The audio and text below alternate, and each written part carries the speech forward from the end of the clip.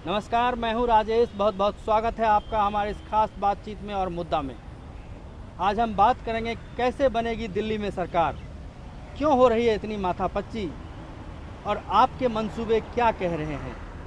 एक sting operation हुआ, बहुत सारे नाटक, ड्रामे, खेल, इस तमाम सारे मसले पर हम चर्चा करेंगे अपने खास मेहमान से। हमारे साथ दो मेहमान मौजूद हैं, देवेंद्र शास्त्री जी, जाने माने पत्रकार और विश्लेषक, और राकेश खटाना जी, सुप्रीम कोर्ट के एडवोकेट हैं। उन्होंने एक मामला को बहुत करीब से कोर्ट में आज देखा भी है और विश्लेषक भी हैं। आइए हम बातचीत को जारी करते हैं।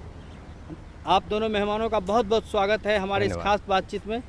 सबसे पहले शास्त्री जी, कैसे बनेगी दिल्ली में सरकार? इतने दिन से सरकार बनाने के लिए जो जद्दोजहद चल रही है, आखिरकार एक शेप लेती हुई नज़र आ रही है, लेकिन दूसरी पार्टियां विरोध कर रही हैं, चाहे वो कांग्रेस हो या आप हो।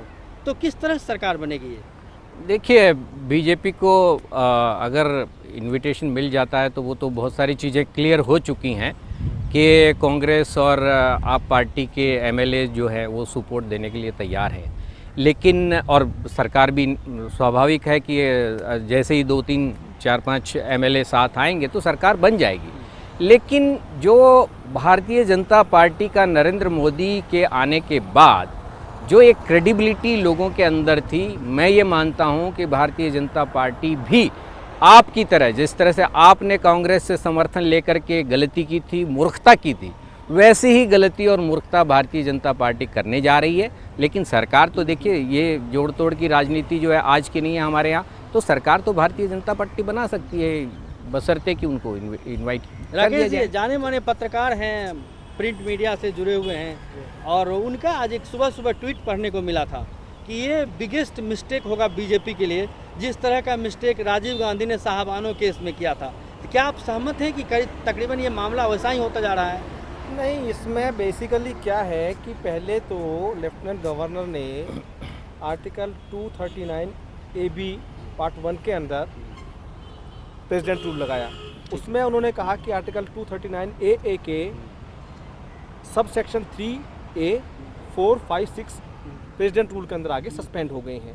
उन्होंने 2A के बारे में नहीं कहा, उन्होंने उसके अज्यूम कर ली power. 2A is related to legislative assembly, उन्होंने उसकी पावर एज्यूम कर ली है।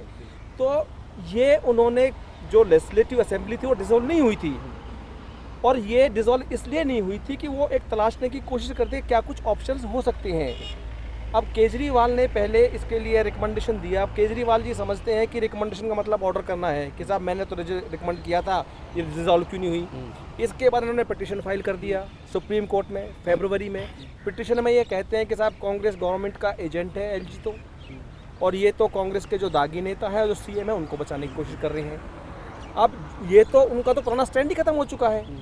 और जहाँ तक इलेक्शन की बात है, इलेक्शन से ऊपर स्टेट का जो खजाने हैं उनके ऊपर बहुत बड़ा भारी बोझ पड़ता है।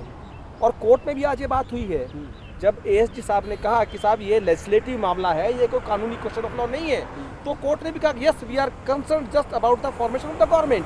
तो गवर्नमेंट बन रही है और एक नंबर्स हैं, यदि सबसे ज़्यादा नंबर वाले को बुलाने का एक रूल है, एक प्रथा है, और उसमें टाइम दिया जाना चाहिए कि कौन अपना मेजोरिटी प्रूव कर पाता है नहीं कर पाता है। तो उसमें मुझे लगता नहीं क्या ये संवैधानिक है? एलजी जो भी कुछ कर रहे हैं वो तो संवैधानिक है या असंवैधानिक, जिस तरह से केजरीवाल लगातार आरोप लगा रहे हैं एलजी पे? देखिए, टेक्निकली आप इस चीज़ को कैसे भी एक्सप्लेन कर लें। जैसे खटाना साहब अभी कह रहे हैं कि साहब लार्जेस्ट पार्टी को इनवाइट करना चाहिए। लार्जेस्ट पार्टी आज बनी है क्या? ये जिस दिन चुनाव हुए थे उस दिन भी लार्जेस्ट थी। उस दिन भारतीय जनता पार्टी जो है दंडकमंडल छोड़ के अलग खड़ी हो गई, और आज उनको लगता है कि उनकी मेजॉरिटी है। ऐसा क्यों है? देखिए, आप ये ठीक है कि रेवेन्यू लॉस होता है, ये दोबारा इलेक्शन होने पे, ये सारी बात है, लेकिन आप रेवेन्यू बचाना चाहते हैं या कि लोगों का विश्वास, ये तय करिए। इसके अंदर ये तय होना चाहिए कि कोई पार्टी, कोई सिस्टम क्या वोटर का विश्वास बचाना चाहता है या कि पैसे के नाम पे और वो अनुमति देता है कि भाई आप जो है कुछ भी एडजस्टमेंट करें। शास्त्री जी, इसमें पैसे का क्वेश्चन नहीं है, इसमें क्वेश्चन है जब क्रेडिबिलिटी की बात भी करते हैं तो जो लेजिस्लेटिव इलेक्शन हुए थे उसमें वोट परसेंट था बीजेपी का 33% करीब। अभी जो लोकसभा के चुनाव में 46% प्लस हो गया है। तो इसमें ऐसा नहीं है कि वोट शेयर घट गया है या बीजेपी गवर्नमेंट बनाने से मतलब उसकी कोई जोड़ तोड़ कर रही है या उसके लिए भागी जा रही है। लेकिन यदि एक कॉन्स्टिट्यूशनल तरीके से एलजी इनवाइट करते हैं, जो एलजी का अपना डिस्क्रिशनरी पावर है और उसको एक्सप्लोर करने में मुझे लगता नहीं कहाँ प्रॉब्लम है। नहीं, मुझे एक बात बताइए कि आपके पास मेजोरिटी तो नहीं है, भारतीय जनता पार्टी के पास मेजोरिटी नहीं देखिए, है, नंबर नहीं है, नंबर लेंगे ना कहीं से कलेक्ट करेंगे। हाँ, ये देखिए, क्या है, ये लीगल है? नहीं ये बिल्कुल लीगल है। लीगल कैसे, बताइए मुझे। आप मेरी बात सुनिए कि आप नेशनल जो है जो दल बदल का नहीं, प्रोसेस स्टार्ट करेंगे या तो ये एंटी डिफेक्शन लॉ की बात मैं नहीं कर रहा हूँ। आप ये खटाना समझ साहब, शास्त्री जी एक चीज ये कह रहे हैं और जी। ठीक कह रहे हैं, कह रहे हैं कि लोकतंत्र, दिल्ली देश की राजधानी है, दिल जी, है, जी। पॉलिटिकली सबसे हाईएस्ट सिटी माना जाता है, जी। लेकिन यहाँ इस तरह से हॉर्स ट्रेडिंग का एक माहौल, अब असलियत क्या है ये मुझे पता नहीं, लोगों को पता नहीं, लेकिन हॉर्स ट्रेडिंग की जो चर्चा 3-4 दिन से जो गर्म हो रही है, क्या लगता है आपको कि ये दिल्ली का ये यही चेहरा है? क्या दिल्ली से एक मैसेज जाना चाहिए दूर के राज्यों में? नहीं, वो बात देखिए, उस बात के लिए हॉर्स ट्रेडिंग के लिए कोई भी प्रमोट नहीं कर रहा है, ना हॉर्स ट्रेडिंग प्रमोट होना चाहिए। लेकिन मेरा कहना ये है कि जो एनसीटी एक्ट है 1991 का, उसमें प्रोविज़न है सीक्रेट वोटिंग का भी।